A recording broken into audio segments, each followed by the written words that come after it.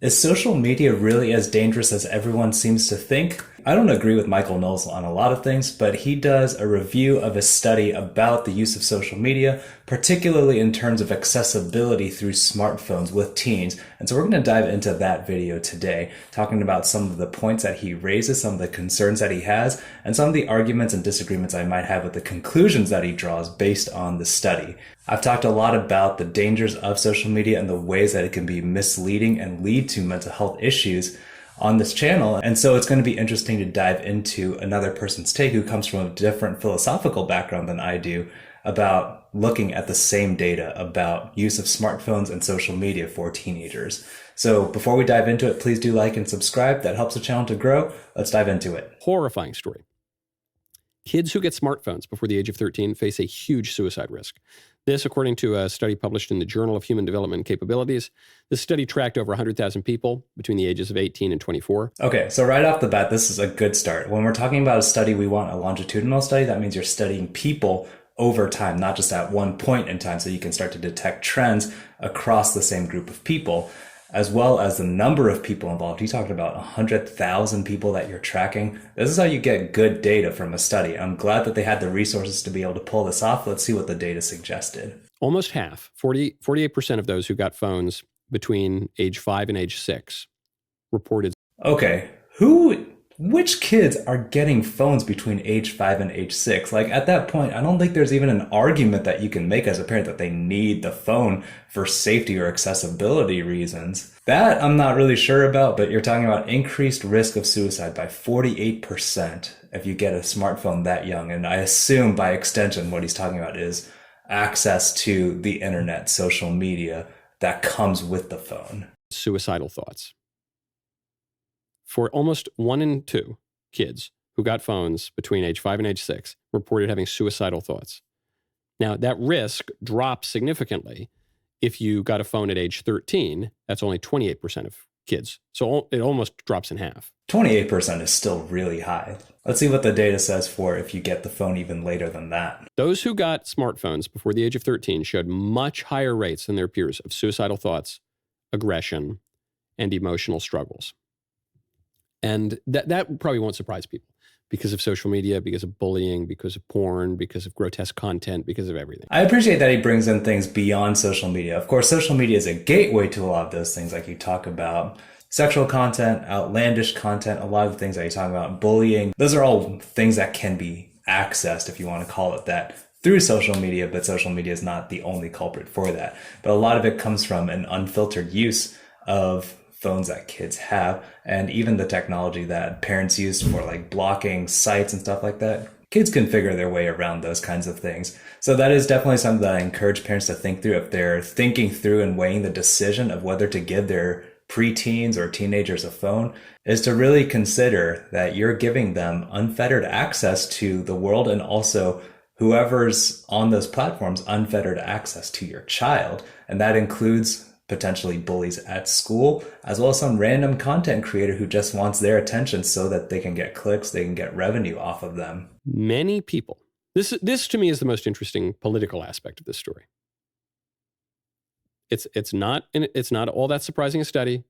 Maybe you haven't heard about it before, but you heard similar things. Many people will hear that study and still give their kids cell phones under the age of 13. That's absolutely true. I don't know of any parent who denies the concerns that people would have about the use of cell phones, especially for kids 13 and under. And he makes a good point. That part of it is not political. I think that's backed up by a lot of research, and a lot of people anecdotally just know that this is not a great idea. And he's right. Parents still make that decision for their children. So I'm curious to see how he explains that decision-making process. And they'll do it because, well, all their friends at school have one, and well, I got to pick them up at soccer practice, so how could I possibly do that if they don't have a portal to hell in 4K at all times on their hands. And it's just today's day and age. And we're going to try to mitigate the risk in other ways. And I put some stupid program on their browser, so they definitely can't get around that. And and they'll do it. They'll rationalize it and excuse it. He's not wrong about that. There is a lot of rationalization that goes on. And I know he puts on the voice to make it sound like there's silly arguments. I try to believe that parents are doing the best that they can. And so I try to understand where they're coming from when it comes to recognizing that there's a huge risk involved with giving your child a phone, especially if they're under a certain age, as this data is suggesting. But then also, yes, in the book, Anxious Generation, the author talks about how we as parents really try to, in this current day and age, try to mitigate a lot of the physical risks, and that's where having a phone comes in. They can always call if there's a problem, or if something's making them uncomfortable or feel unsafe, they can call to be picked up. But we don't do as much to mitigate the risks of an online presence, of our online lives. And that's where a lot of this reasoning does fall short. And he describes it as a portal to hell, which is not necessarily wrong, in the sense that that phone is a portal to a lot of things that parents, if they had their choice, would rather their kids never see, never engage with. But then why do parents make that kind of rationalization? Let's see what he explains. If I told you, hey, there's a thing that you can do that can cut your kid's suicide risk in half. Or I'll phrase it differently. There's a thing that you can do, this new kind of thing that you can do that has never been done before in history. And if you do that thing for your kid, their risk of suicide will massively increase. It's this thing that no one's ever really needed before, and it's kind of superfluous, and it's mostly a way to waste time. And anyway, if you give it to your kid, their risk of killing themselves will massively increase. Hey, do you want to give it to your kid? And 8 out of 10 parents are going to say, golly, yes, I do. Sign me. Okay, I don't know where he's getting the 8 out of 10 number, but the illustration is striking. Because especially if we're talking about within the medical field, at least with the counseling field, which I guess is medical adjacent, what we're talking about is if we're going to introduce some kind of intervention or change, which is what introducing a phone is for your children, then usually within the medical field, you talk about there are risks involved, and the benefits have to outweigh the risks in order for it to be worth pursuing that intervention. And what he's saying is that there are not enough benefits. And I think from what he's saying, there are no benefits. Yes, it's a 48%, I think, increase is what the study said in the risk of suicidal thoughts. And so I do want to clarify that having suicidal thoughts does not equal attempting or dying by suicide. All the same, why expose your kids to that risk? Me up, of course I do. Why? I'll tell you why. Because there are only 2 persuasive arguments in liberal society. They are license. They are the first persuasive argument is, well, why not? Why shouldn't I? Because your kid might kill himself. Yeah, but it's a less than 50% risk. What? Text Knowles, Knowles, to 9898. Central banks, Gold makes it extremely easy to convert gold to 989898. Birch Gold will send you a free info kit on gold. There's no obligation, only useful information. With an A+ rating with the Better Business Bureau, tens of thousands of happy customers, it is time for you to take control of your savings today. Yeah, why not? Why not? Why shouldn't we redefine marriage? Yeah, why shouldn't we take away obscenity laws? Yeah, why shouldn't we kick religion out of the public square? Yeah, why shouldn't we allow kids to date at the age of 10? Why shouldn't we use contraception all the time? Why shouldn't we kill babies? Why shouldn't we? Why not? Why not? Okay, so this is where philosophically he's tying in a lot of things that I'm not going to agree with.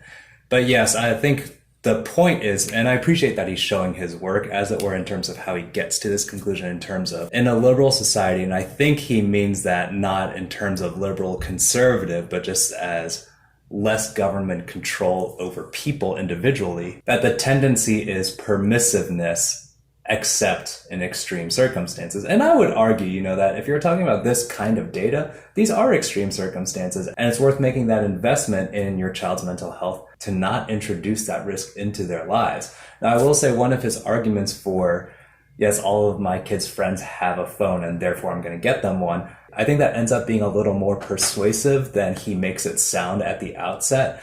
Because what happens is that a lot of these kids' lives are taking place online right now. And I make no comment about whether that's a good thing or a bad thing. I think that's just the way things are right now. And so there is a real risk of your kid feeling particularly isolated, or that they don't have any ways of engaging with their friends if they don't have a phone. Now, that's a separate issue, but I will say that is something to consider, that I have a lot of clients whose parents are trying to go this no phone route. And every time their kids end up going to a friend's house, what it is that their kid wants to be online the whole time, whether it's they're watching videos together or they're gaming online together or whatever it is online. A lot of social interactions are taking place online right now. I think that needs to change, but holding parents responsible for individually for their kids compromising on that when it's a much larger cultural trend, I think is a little short-sighted. What I would say is really helpful is that there are communities of families now. And I did a video a long time ago about an entire city where the parents banded together and decided we are not going to give our kids phones before, I think it was the age of 13. And I commented then that it would probably be better to move up the age a little bit. But I think long-term, that's kind of what it needs to be. It needs to be groups and communities of parents making that decision together and making that commitment to each other so that there's more momentum socially to be able to make this decision for your child. So while his point stands that yes, parents need to make that decision for their children and be able to take a stand on that, I definitely see it as a bigger problem than just, individual parents are abdicating their responsibilities to make a safe choice for their child. It needs to be that there needs to be a framework for that decision to be made. Why not? Why not? Is license, maximizing personal autonomy. That's the first persuasive argument in liberal society. And the other one is social proof. And that's the crazier one even. In a liberal society such as ours, that has so liberated itself that we've liberated ourselves supposedly from the moral order, from objective reality, from biological reality, from moral and philosophical reality. We've liberated ourselves from everything. We're just floating in space, man. And so there's nothing that we can ground ourselves on. There's nothing solid. There's nothing sturdy. And so the only way that you can get any guidance on what to do is to look around you and see what all the other lunatic hot air balloons floating in outer space are doing. And so you can read the study and say, hey, here is a lot of sturdy scientific evidence that backs up your sturdy philosophical intuitions and deductions that if you give your kid a portal to hell, he might kill himself.